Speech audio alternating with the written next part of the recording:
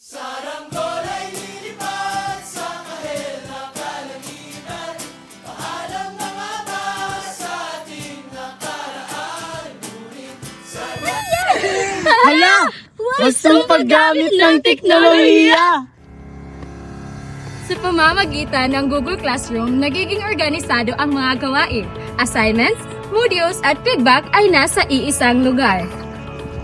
Sa Google Meet, nagiging buhay ang diskusyon na parang nasa loob pa rin ng silid-aralan. Sa Canva, nagiging malikhain ng bawat proyekto. Mula simpleng output, nagiging obra ito. Sa Kahoot, ang pagsusulit ay nagiging masaya pagkatuto na may halong laro. Sa PowerPoint, nagiging mas malinaw ang presentasyon, ideya na mas madaling maunawaan.